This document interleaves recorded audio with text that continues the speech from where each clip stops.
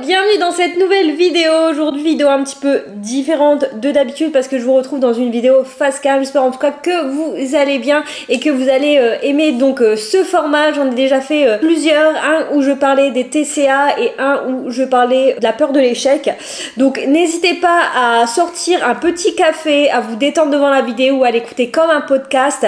Je papote pas plus longtemps et on passe au vif du sujet. Alors le thème de la vidéo, comme vous avez pu voir au titre, je vais vous parler aujourd'hui de la solitude et mon histoire avec la solitude, mais aussi mes petits tips pour apprécier sa propre compagnie. C'était important pour moi de vous parler de ça parce que c'est vrai que depuis toute petite, depuis toute jeune, je suis quand même assez seule, je suis quelqu'un d'assez solitaire, même si j'ai toujours eu un petit peu l'envie d'avoir des amis et d'être bien entourée. J'ai finalement, voilà, on va pas dire que c'est indépendamment de ma volonté, mais un petit peu quand même, voilà, j'ai toujours été beaucoup seule et j'ai toujours préféré être seule que mal accompagnée. Je pense que c'est aussi dans mon caractère.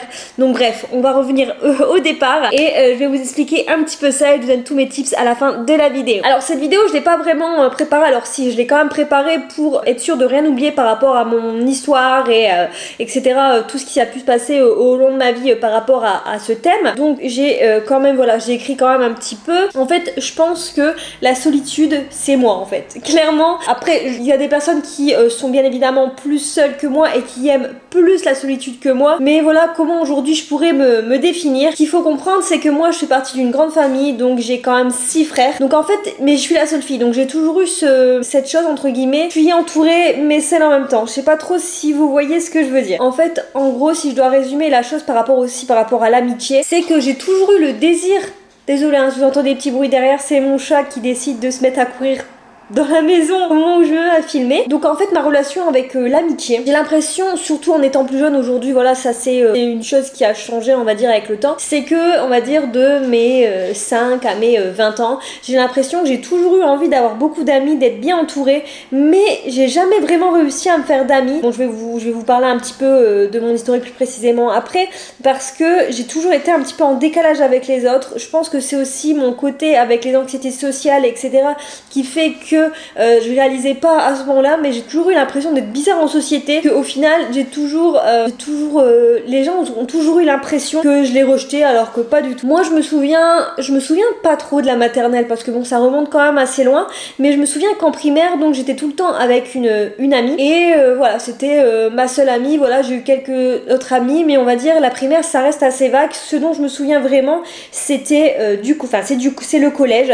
À partir du collège donc j'étais tout le temps avec 3 autres filles et j'étais un petit peu la gentille du groupe de pêche. Je sais pas si vous voyez ce que je veux dire. Bon, à part Florine bien sûr qui nous a quitté, qui a quitté le groupe, en tout cas qui a déménagé il me semble en fin de 4ème ou en fin de 5ème, je ne sais plus. Donc en fait elle a déménagé, mais sinon oui voilà, d'ailleurs Florine si tu passes par là, gros bisous. Voilà, je faisais un peu partie du groupe de pêche et on va dire quand les choses avaient des choses à dire qui n'allaient pas etc par rapport à notre groupe, on venait me voir parce qu'on savait que moi j'étais la gentille du groupe. Voilà, et puis je me suis toujours entre guillemets fait prendre pour une conne parce que par exemple ça faisait des sorties sans me le dire, ça me le cachait, ça mentait, en fait des gamineries hein, clairement on va pas, voilà.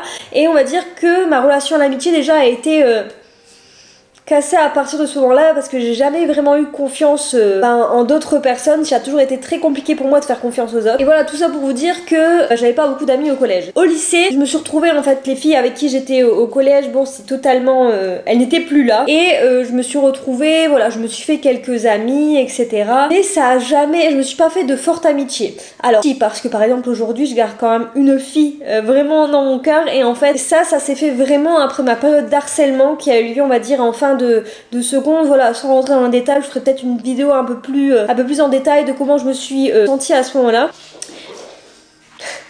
Mais ouais, ça n'a pas été facile et heureusement qu'il y avait certaines personnes dans ma vie à ce moment-là pour m'aider. Et ce qu'il faut aussi savoir, c'est qu'au lycée, je me suis mis en couple avec une personne, donc de ma seconde jusqu'à fin, je sais même plus en fait, milieu d'année, de ma 2e année d'études secondaires, donc je suis quand même restée 5 ans avec cette personne. Et on va dire que ça m'a quand même beaucoup renfermée en fait, c'était nous deux face au monde. Encore je dis ça, c'était plutôt mon côté en fait, c'était comme ça, et lui on va dire qu'il y avait quand même des amis de son côté, donc en fait ça m'a quand même beaucoup renfermée sur moi-même, ça n'a pas été facile. Et après, à partir de ce moment-là, façon après ça, même quand je me suis séparée de cette personne, ça a été assez compliqué dans le sens où j'ai jamais réussi à me sentir bien en société. Moi mon délire c'était pas du tout d'aller en boîte, etc.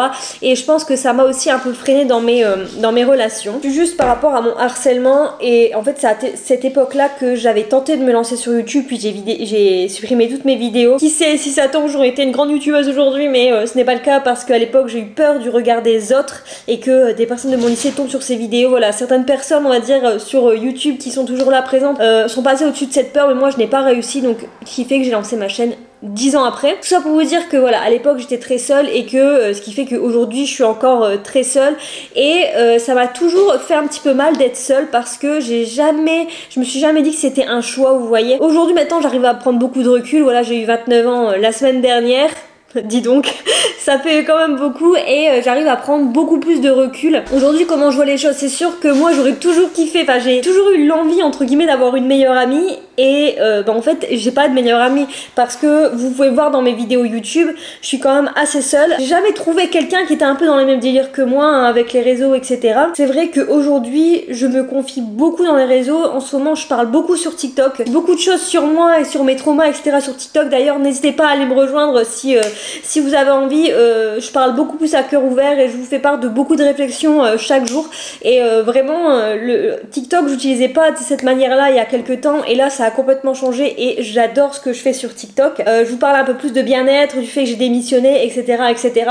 Vraiment allez me suivre, la plateforme voilà, je la redécouvre, et c'est trop cool. Donc je me suis toujours sentie en décalage avec tout le monde parce que aujourd'hui voilà, moi mes passions dans la vie clairement c'est les réseaux. Je me suis mis au running, ben je vois pas avec qui en parler. J'adore la cuisine saine mais simple, je vois pas avec qui en parler autour de moi, donc à part sur les réseaux. Donc c'est pour ça qu'aujourd'hui j'utilise beaucoup les réseaux pour me confier et m'entourer entre guillemets, même si je suis seule avec ma caméra. C'est vraiment des moments où je me sens au top en fait, vraiment au top. Là la caméra elle est allumée et je me sens trop bien.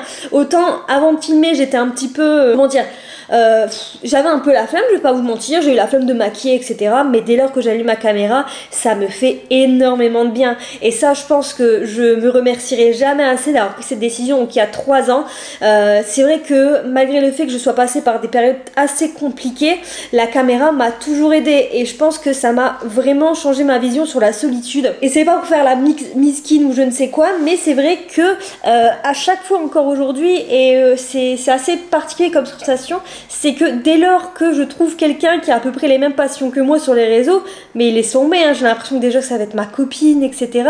Mais je sais pas, à chaque fois je me dis, je sais pas, je suis trop bizarre, ou clairement ça, j'ai détecté l'année dernière que j'avais des anxiétés sociales, parce que ce qu'il faut savoir, c'est que à un moment donné, dès lors qu'il y avait des réunions de famille, etc., je faisais des crises d'angoisse au point de pleurer. Je me souviens d'une fois, il a fallu qu'on aille voilà, à un événement dans la famille de mon conjoint, et je me suis retrouvée à pleurer dans la voiture, alors qu'après je me suis éclatée. Et c'est vraiment paradoxal parce qu'à chaque fois qu'on a des événements avec des amis, des fois j'ai la flemme, mais en parallèle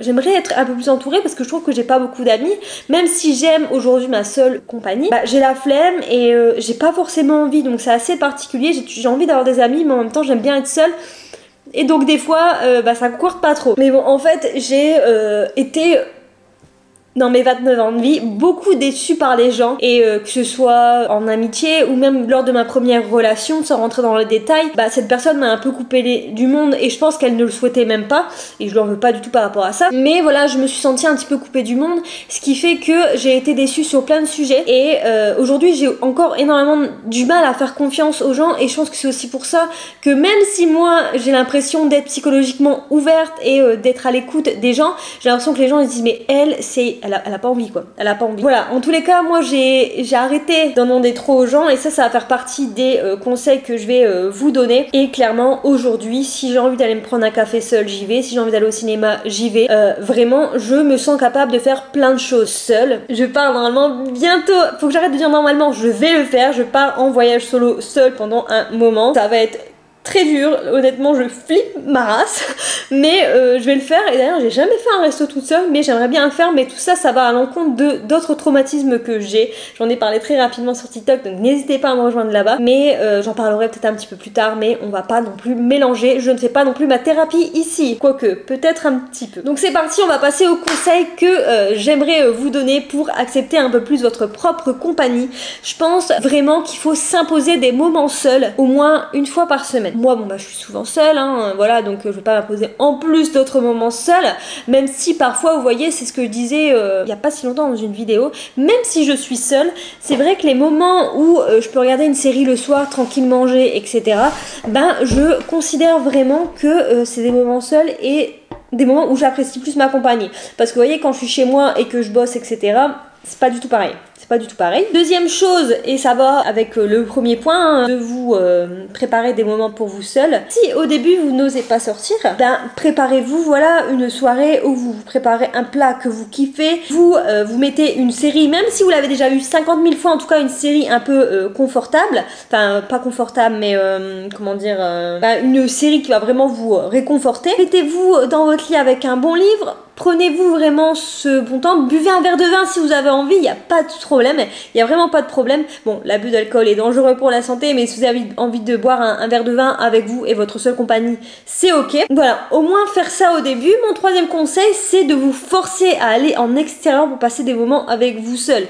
Parce que c'est vrai que vous allez peut-être vous dire au début, mais je suis bizarre, les gens, qu'est-ce qu'ils vont dire, etc. Et en fait, vous vous en foutez. Et même les gens, ils vont trouver ça cool que vous êtes seul. Honnêtement, est-ce que vous vous êtes déjà dit, la personne là-bas elle est toute seule, enfin c'est bizarre quoi, elle fait pitié?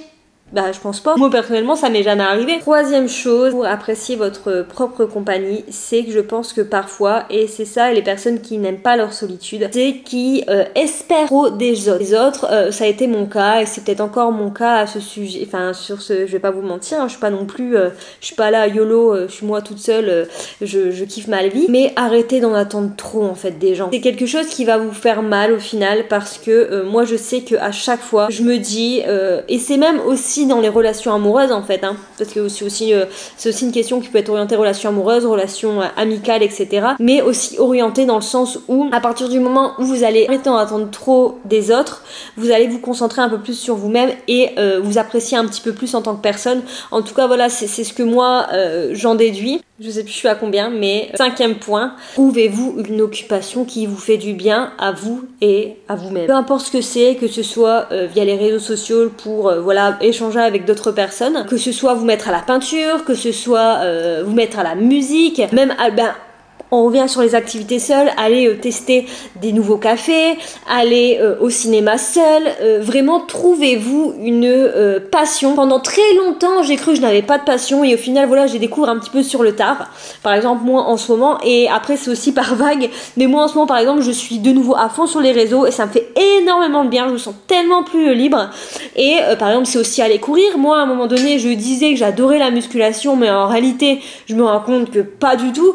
Je le faisais peut-être pour les mauvaises raisons, et aujourd'hui je vais courir et vraiment c'est vrai que sur le moment je vais pas dire ouais c'est trop bien de courir, etc., mais quand je reviens je suis tellement fière de moi. Et pourtant quand je sortais de la salle de musculation j'étais mais jamais fière de moi. En fait là à chaque run je suis fière de moi, mais là je divague totalement. Je pense qu'il faut vraiment faire un travail sur nous-mêmes pour apprécier notre propre compagnie, parce qu'on n'est pas fait pour être tout seul. Et ça c'est ce que je disais, je sais plus, sur TikTok, je pense. Encore une fois je parle beaucoup de TikTok dans cette vidéo, mais c'est parce qu'en ce moment je me confie beaucoup là-bas, et je pense qu'on n'est pas fait pour vivre seul, mais par contre je pense qu'il est impératif de aimer sa propre compagnie avant de pouvoir se tourner vers les autres. Vraiment il faut pas avoir peur du silence, et c'est ça aussi moi par rapport à mes anxiétés sociales, c'est que j'ai peur du silence dès lors qu'il y a des blancs, etc. Je me dis c'est bizarre, même en repas de famille, hein. Alors dans ma famille j'ai pas l'habitude d'avoir ça parce que j'ai une famille très bruyante, voilà, très dynamique on va dire, mais dès lors que par exemple dans un repas il y a personne qui parle, ben je suis là, je me sens super mal à l'aise. Je pense que ma solitude elle a été aussi très compliquée à accepter parce que les anxiétés sociales tout simplement, et j'arrête pas de me dire que les gens me disaient que qu'ils avaient le regard de, en fait je m'imaginais que les gens pensaient de moi. D'ailleurs encore une fois ça c'est un point sur lequel je dois travailler, que je me dis tout le temps oui, et les personnes ils se disent bah elle est tout le temps toute seule, bah elle est triste et malheureuse. Non. Donc voilà. Écoutez, je pense que j'ai fait à peu près, alors je sais pas combien de temps cette vidéo va durer parce que je suis passée quand même sur plein de sujets différents, mais ça m'a fait tellement du bien d'allumer ma caméra et de vous parler de ça parce que c'est vrai que vous me voyez très souvent seule dans mes vidéos et c'est vrai que parfois je me dis aussi j'arrive pas à vous créer un contenu qui peut être un peu plus divertissant parce que j'ai personne avec qui le partager, mais voilà, en tout cas j'espère que vous regardez mes vidéos vraiment pour ma personnalité, pour mes conseils, pour ce que je peux vous présenter. Encore une fois, n'hésitez pas à me dire en commentaire si vous souhaitez que j'aborde d'autres sujets, en tout cas dans ce type de vidéo, ou même que je travaille sur d'autres concepts. Je pense vous faire prochainement un update concernant mon alimentation, mon sport, etc. parce que ça, je sais que vous aimez bien ce type de vidéo. Et que là ça a changé un petit peu, donc je vais vous faire ça. J'avais aussi une autre idée de vidéo, mais là je l'ai plus en tête, j'ai dû la noter quelque part. Enfin bref, voilà. N'hésitez pas à me rejoindre, donc comme je vous ai dit, sur TikTok, mais voilà, je vous mets tout en barre d'infos de toute manière, mais aussi sur Instagram que je vous mets juste là. Encore une fois, si vous souhaitez échanger, il n'y a pas de problème, via DM, vous m'envoyez tout ça. Surtout, n'hésitez pas pour YouTube, et surtout concernant YouTube, n'hésitez pas à liker, commenter et vous abonner à la chaîne, ça fait toujours plaisir. Là, depuis quelques temps, depuis que j'ai repris les vidéos, ça monte tout doucement. Donc j'espère atteindre les 2000 abonnés prochainement. Pour certaines personnes ça peut être ridicule, ça peut être nul, mais pour moi 2000 abonnés ce serait juste incroyable. Bon, c'est vrai qu'en 3 ans, prenez votre temps d'arriver, ouais, vous prenez votre temps à arriver, mais bon c'est pas grave. Dans tous les cas, je vous fais plein de gros bisous et je vous dis probablement la semaine prochaine dans une nouvelle vidéo.